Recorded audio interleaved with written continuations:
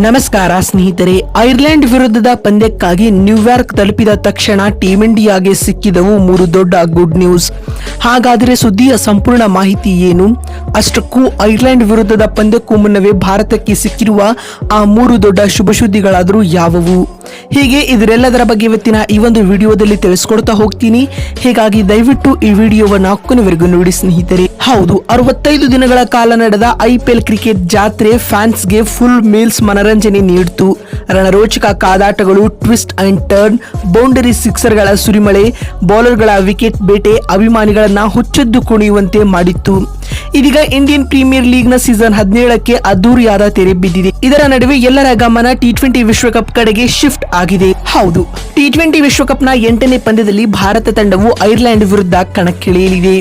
ನ್ಯೂಯಾರ್ಕ್ನ ನಸೌ county ಅಂತಾರಾಷ್ಟ್ರೀಯ cricket ಮೈದಾನದಲ್ಲಿ ನಡೆಯಲಿರುವ ಈ ಪಂದ್ಯದ ಮೂಲಕ ಭಾರತೀಯ ಕ್ರಿಕೆಟ್ ತಂಡವು T20 ವಿಶ್ವಕಪ್ ಅಭಿಯಾನವನ್ನ ಶುರು ಮಾಡಲಿದೆ.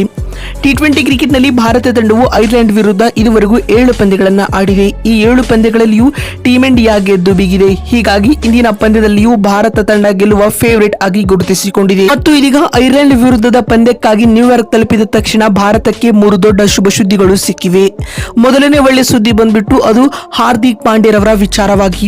ಹೌದು ಸ್ನೇಹಿತರೆ, ಟೀಂ ಇಂಡಿಯಾದ ಸ್ಟಾರ್ ಆಲ್ರೌಂಡರ್ ಆಗಿರುವ ಹಾರ್ದಿಕ್ ಪಾಂಡ್ಯ ರವರು ಕಳೆದ ಕೆಲವು ತಿಂಗಳುಗಳಿಂದ ಕೆಟ್ಟ ಫಾರ್ಮ್ನಿಂದಾಗಿ ಬಳಲುತ್ತಿದ್ದರು. ಆದರೆ ಕಳೆದ ಬಾಂಗ್ಲಾ ವಿರುದ್ಧದ ಅಭ್ಯಾಸ ಪಂದ್ಯದಲ್ಲಿ ಫಾರ್ಮ್ಗೆ ಮರಳಿದ ಪಾಂಡ್ಯ ರವರು ಕೇವಲ 23 ಎಸೆತಗಳಿಂದ 40 ರನ್ ಬಾರಿಸುವ ಮೂಲಕ ಭರ್ಜರಿಯಾದ ಇನ್ನಿಂಗ್ಸ್ ಆಡಿದರು. ಪಾಂಡ್ಯ ರವರ ಈ ಆಟವು ಟೀಂ ಇಂಡಿಯಾಗೆ ಬಲ ತುಂಬುತ್ತಿದೆ. ಇದರೊಂದಿಗೆ ಇದು ಟೀಂ ಇಂಡಿಯಾದ ಅಭಿಮಾನಿಗಳಿಗೆ ಗುಡ್ ನ್ಯೂಸ್ ಆಗಿದೆ. ಇನ್ನು ಎರಡನೇ ಒಳ್ಳೆ ಸುದ್ದಿ ಬಂದ್ಬಿಟ್ಟು ಆರಂಭಿಕರಾಗಿ ಕಣಕ್ಕಿಳಿಯಲಿದ್ದಾರೆ ಕೊಹ್ಲಿ ಮತ್ತು ರೋಹಿತ್. ಹೌದು ಸ್ನೇಹಿತರೆ, ಐರ್ಲೆಂಡ್ ವಿರುದ್ಧದ ಪಂದ್ಯದಲ್ಲಿ ಟೀಂ ಇಂಡಿಯಾ ತಂಡದ ಪರ ಓಪನರ್ಸ್ ಗಳಾಗಿ ವಿರಾಟ್ ಕೊಹ್ಲಿ ಮತ್ತು ರೋಹಿತ್ ರವರು ಕಾಣಿಸಿಕೊಳ್ಳುವ ಸಾಧ್ಯತೆ ದಟ್ಟವಾಗಿದೆ. ಒಂದು ಕಡೆ ರೋಹಿತ್ ರವರು ಹೊಡಿಬಡಿ ಇನ್ನಿಂಗ್ಸ್ ಆಡಿದರೆ, ಮತ್ತೊಂದು ಕಡೆ ವಿರಾಟ್ ಕೊಹ್ಲಿ ಅವರಿಗೆ ಸ್ಟ್ರೈಕ್ ರೊಟೇಟ್ ಮಾಡಿಕೊಳ್ಳುತ್ತಾ ಒಂದೊಳ್ಳೆ ಆಂಕರ್ ಇನ್ನಿಂಗ್ಸ್ ಲೀಡ್ ಮಾಡುತ್ತಾರೆ. ಹೀಗಾಗಿ ಇವರಿಬ್ಬರು ಆರಂಭಿಕರಾಗಿ ಕಣಕ್ಕಿಳಿದರೆ ಟೀಂ ಇಂಡಿಯಾಕ್ಕೆ ಪ್ಲಸ್ ಪಾಯಿಂಟ್ ಆಗಿರಲಿದೆ ಸ್ನೇಹಿತರೆ. ಇನ್ನು ಮೂರನೇ ಹಾಗೂ ಕೊನೆಯ ಒಳ್ಳೆಯ ಸುದ್ದಿ ಬಂದ್ಬಿಟ್ಟು ಅದು ರಿಷಬ್ ಪಂತ್ ರವರ ರಿಲೇಟೆಡ್ ಆಗಿ. ಹೌದು ಸ್ನೇಹಿತರೆ, ಟೀಂ ಇಂಡಿಯಾದ ಯುವ ಆಟಗಾರನಾಗಿರುವ ರಿಷಬ್ ಪಂತ್ ರವರು ಬರೋಬ್ಬರಿ 18 ತಿಂಗಳ ಬಳಿಕ ಟೀಂ ಇಂಡಿಯಾಗೆ ಕಮ್ ಬ್ಯಾಕ್ ಮಾಡುತ್ತಿದ್ದಾರೆ.